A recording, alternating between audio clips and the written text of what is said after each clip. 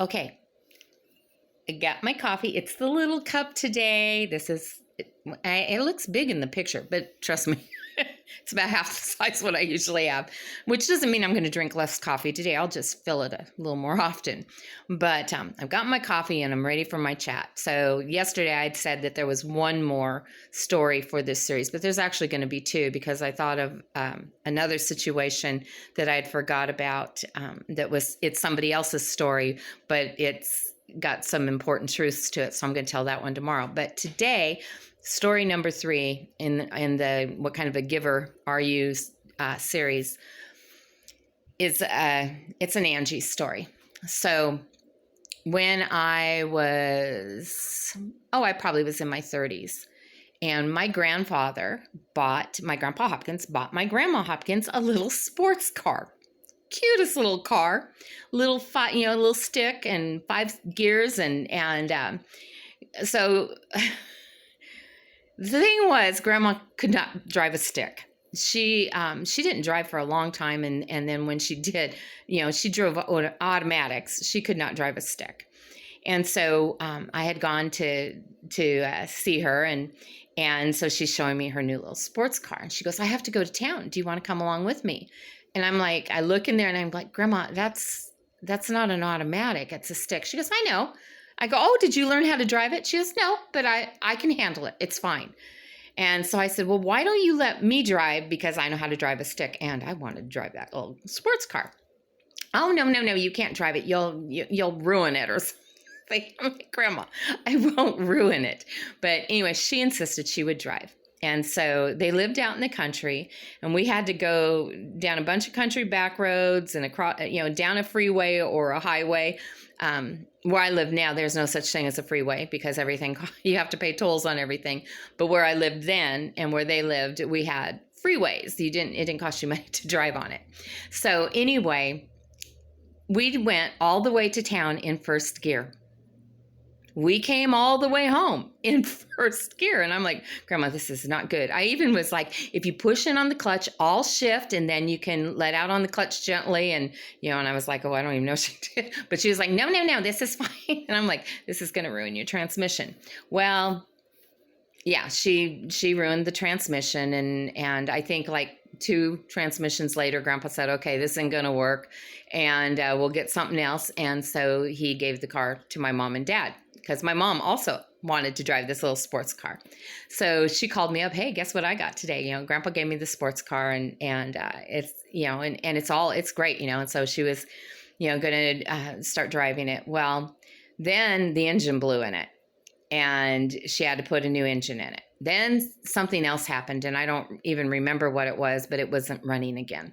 Something was down. It wasn't the engine, it wasn't the transmission, but it was something else. Needed a water pump or something. I don't know. Anyway, she didn't want to put more money into this little car, so she called me up, and she said, "Do you want that little sports car?" And I'm like, "Yes, I want that little sports car." She goes, "It doesn't run." I go, "That's fine." I go, "What's wrong?" And so she told me what was wrong with it. And she said, "Well, Dad and I will tow it up to you and then, sign it over to you and you can get it fixed and then you can have a little sports car." Oh, I was so excited. So they brought the car to me, and then, it's going to take a little bit of money, but I had time because I didn't need the car. It was a want, not a need. And so I saved up the money, got the car fixed, and got to drive it, enjoy it for about 3 weeks. And then a situation came up with another family, a couple, a man and his wife, that were in a situation and they needed a car. And I had that little car. And anyway, there was a lot of different things to the circumstances, okay, to where there wasn't a lot of options. And really the solution to their problem, because they, the husband was where my family was, and he was, I don't know, maybe 1,000 miles away from his home and no way to get there. And so renting a car wasn't possible. Buying a car wasn't possible, and he needed to get home. And then when he got there, he wouldn't have transportation or be able to bring it back. So it was very obvious that the solution to his problem was for me to sign that car over to him and give it to him. And I knew it. And it wasn't a long drawn out thing. It's like, okay, by this point I had grown a lot in life, and I was like, okay, I know what this is, and I know this is what I need to do. And so the thing with this point on giving is this. Sometimes things come into our hands and we're all excited and we think it's for us. And the truth is, it's just coming into our hands for a little while for us to take care of it until it can go into the hands for who it really is supposed to go to.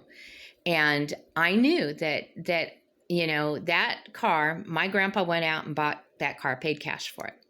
And grandma couldn't handle it because it wasn't her car. And so then, they thought, well, then give it to my mom. It would be her car. But then my mom got tired of putting money into it. And so in the meantime, this car is getting completely rebuilt and done up just real nice. And so it had the last final thing that was wrong with it. And the car came to me because it wasn't my mom's car. And I fixed the last thing on it just in time to enjoy it for 3 weeks before it went where it really did belong, which was to this man and his wife. And so they didn't have any more problems with that car. It ran perfect for them, and they enjoyed it for several years. And then a point came where they needed something a little bit more realistic for them. And so they did sell that car to use the money. And that was another thing. I've known people that would get upset. Well, I gave them the car. Why did they sell it? You know what? If that car was to go to them to be the tool to give them the cash they needed for what they really needed, what does it matter? It's just stuff. And so this is my third lesson on giving, is to realize that not everything that comes into your home, into your life, passes through your hands is for you. Sometimes it's just for you to take care of until the time is right to give it to the person that it's really supposed to go to. All right. So I've learned not to be overly attached to my stuff because it maybe isn't really mine. And for me, if I remember that everything I have came from God, belongs to God, then it makes it a lot easier too. So anyway, that is the third one. And tomorrow, unless I think of another story, should be the last story in this. And so I hope you're having a great day. I hope you're enjoying these videos, getting something out of it. If so, please subscribe if you haven't already. Share the videos with your friends, and hit that notification bell so you'll know when the next one comes up tomorrow. All right. I love you. Have a great day, and I will talk to you later.